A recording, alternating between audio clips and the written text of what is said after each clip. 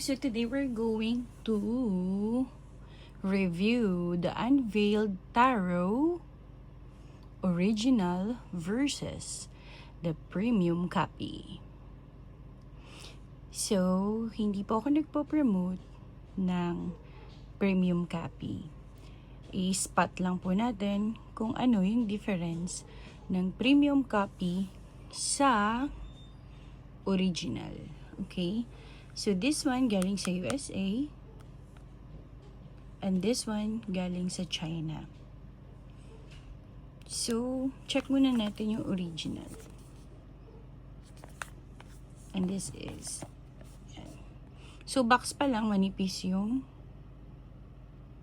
galing China. Yan. Then, ito yung gilid. Oops.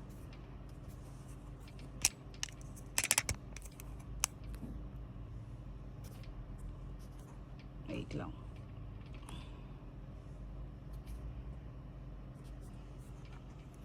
Gumagalaw yung aking cam. Ayan.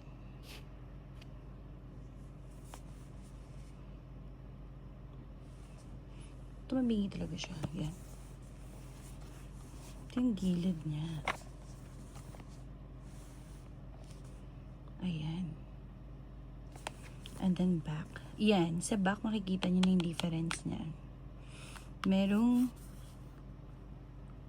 ISBN yung original.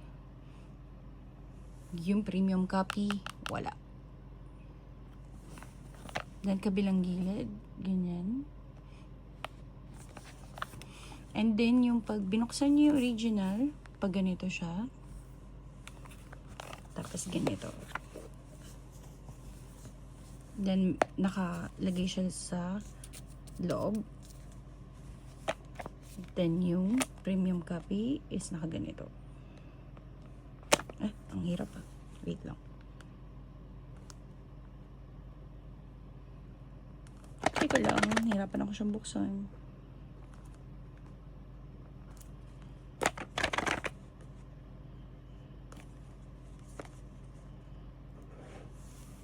Yan, pag ganyan siya.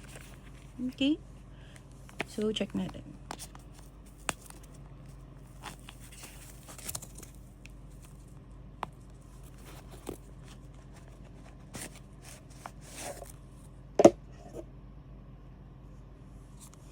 And of course, yung ating original ay merong guidebook.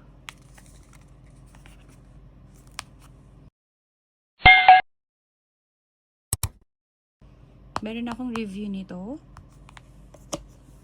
You can check my channel. Ganito yung original.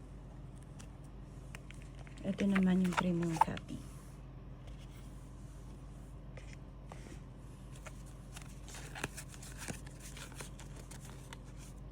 Kunin natin yung The Magician yan. The Magician yung una ng kabila.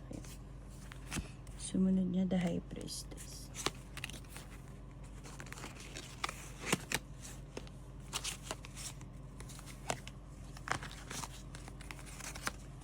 Okay. Sa card, mas malaki ng konti yung original natin, no? Ayan, konting-konti lang. And then, sa kapal, halos same. Pero honestly, mas vibrant yung original. But, ang medyo nakaka-amaze ha, is sa tin ang dating, kung makikita nyo, ng premium copy. No? Sa dents, honestly, mas yung mga ganitong klaseng card is mas less siya mag-dents. Kapag ganito naman, lalo na pag medyo mahaba yung nails, na ano siya, magde-dense siya agad. Ito yung original. Sa kapal, halos same.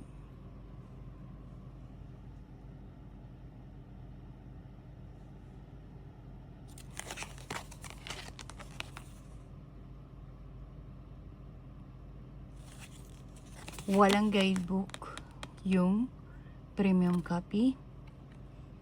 Color, mas vibrant and mas smaller siya ng konti. Tingnan natin yung next card.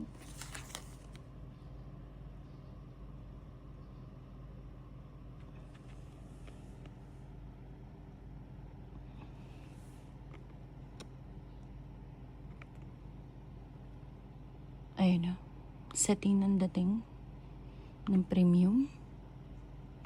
Medyo glossy naman yung original. Back. Satin pa rin.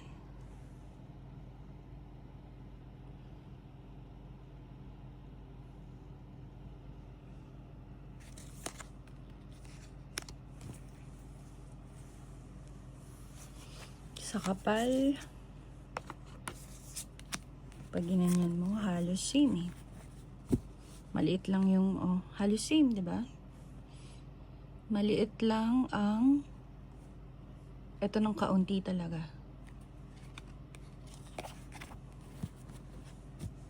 Wala lang siyang guidebook. Pero sa box, obvious na obvious yung premium copy at yung original. So, ayun lang.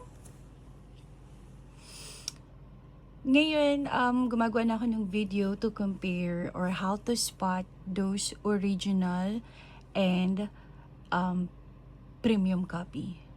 Honestly, medyo nagagaya na nila yung original sa